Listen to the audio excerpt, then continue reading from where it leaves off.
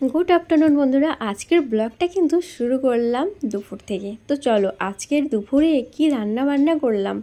তো দেখো এখানে রান্না করেছি আজকে সাদা ভাত আছে, তার সাথে আছে শিম বাঁধাকপির ভাজা, স্যালাড আছে, আর আছে খসলা শাক মাখা, আর করেছি ফুলকপি আলুর তরকারি, তার সাথে আছে বেগুনি আর একটু ছেঁকেছিলাম পেঁয়াজি। তো এই হচ্ছে আজকের দুপুরের লাঞ্চের মেনু। যাই হোক বন্ধুরা, আসসালামু আলাইকুম। সকলে কেমন আছো? আশা করি ভালো আছো।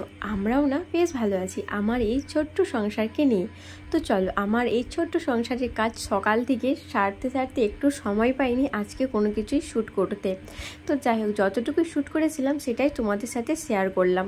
তো এখন দেখো রেডি হয়ে গেছি, তো যাবো একটু বাজারে।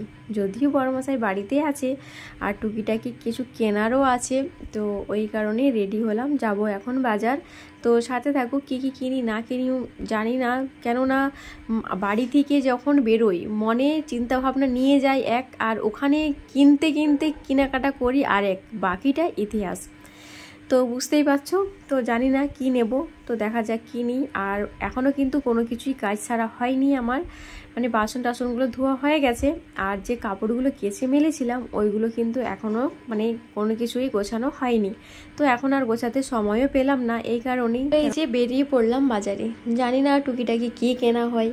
তো যাই হোক, আজকে কিন্তু বাড়িতে আমাদের রান্নাবান্না নেই, দুপুরে যা রান্নাবান্না করেছি ওইগুলোই আছে। আর রাত্রে আপাতত কোনো কিছু রান্না করতে হবে না, কেননা আজকে যদিও আমরা বাড়িতে থাকবো না। তো আজকে যাব হচ্ছে গিয়ে মামা বাড়ি। বুঝতেই পারছো, মামা বাড়ি ভারী মজা। তো ওখানে তো অবশ্যই মজা করব সকলের সাথে। সব থেকে বিশাল ব্যাপার কি জানো, আমার সেই ছোট্ট বোনের বিয়ে। তো বিয়েতেই যাচ্ছি এখন, তো ওখানেই যাব মামা বাড়ি। তো আমরা যেখানেই যাই না কেন, আমাদের মতো মেয়ে বউদের বাড়ির কাজকর্ম কিন্তু সব কিছু সামলেই কিন্তু বাড়ি থেকে বেরোতে হয়। আর এই যে সংসারের মায়াজালে আটকে যাওয়ার পর কোনো কোথাও যাওয়ার আগে ভাবনা চিন্তে করেই যেতে হয় যে আমাদের বাড়ির কাজগুলো সব কমপ্লিট করেই কিন্তু বাড়ি থেকে বেরোবো, তাই না? একটা মাথার মধ্যে দেখবে টেনশন থাকে। তো যাই হোক দেখো, আর এলাম এখন মামা বাড়িতে। এসে দেখেছো এখানের প্যান্ডেলগুলো পুরো সাজানো হচ্ছে, আর হচ্ছে আমার মামাতো ভাইরা সকলে সাজানো হচ্ছে, তার সাথে আমিও আছি, ছেলেরাও আছে, ভাবিরাও আছে, সকলে মিলে খুব সুন্দর করে দেখো ডেকোরেশন করেছে এইখানে। আর যারা প্যান্ডেল করে, প্যান্ডেল তো অলরেডি সাজিয়ে চলে গেছে ওরা, তারপরে বেলুন টেলুনগুলো আমরা সকলে মিলে সাজালাম ওখানে।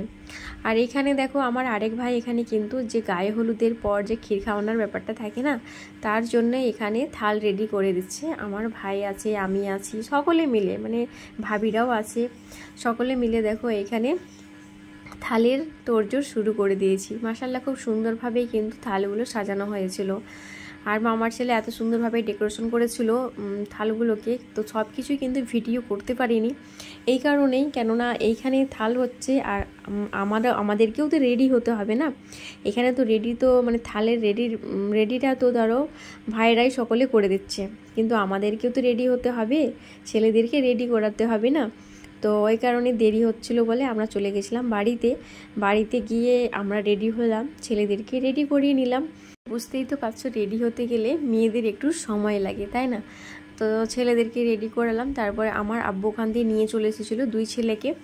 আর আমার একটু দেরি হচ্ছিল বলে তারপরে ভাই ফোন করলো, তো বলছে আপা তুমি কখন আসবে, এসো, আর এখানে ক্ষীর খাওয়ানো শুরু হয়ে গেছে। তো বললাম যে হ্যাঁ যাচ্ছি। তারপরে দেখি না ভাই নিতে গেছিলো আমাকে, ওইখানে নিয়ে এলো। নিয়ে আসার পর ক্ষীর খাওয়ানো সব কিছু আর কি হচ্ছে, ওইগুলো সব কিছু আর ভিডিও করা হয়নি সেই সময়। কেন বলো তো, ছেলেরাও জিদ করে মোবাইল নেবার জন্যে। বড় ছেলে রাখে তো ছোট ছেলে নেই, ছোট ছেলে রাখে তো বড় ছেলে নেই, সেইখানে গিয়ে এই অবস্থা। তো যাই হোক দেখো, এখানে এত সুন্দর করে থালগুলো সব সাজানো হয়ে আছে। কি এখানে করেছে সব কিছুর নাম কিন্তু আমি বলতে পারছি না, অনেক কিছুই করেছে। তো যাই হোক, এই হচ্ছে গায়ে হলুদের মানে ডেকোরেশন কমপ্লিট হলো।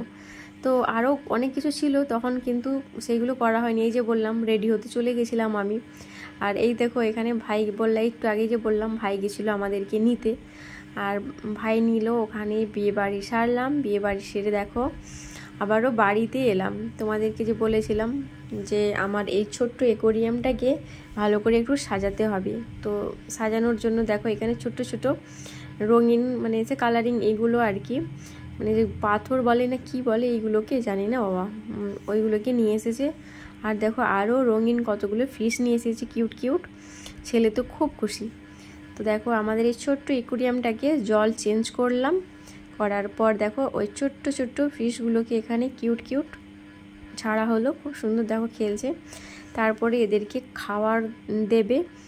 তো আজকের ব্লগ কিন্তু এখান পর্যন্তই, আর বিয়ে বাড়িতে কোনো কিছু শ্যুট করতে পারিনি।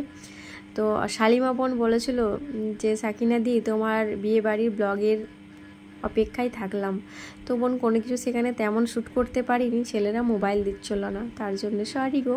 তো আজকের মতো এখানে, আল্লাহ হাফিজ।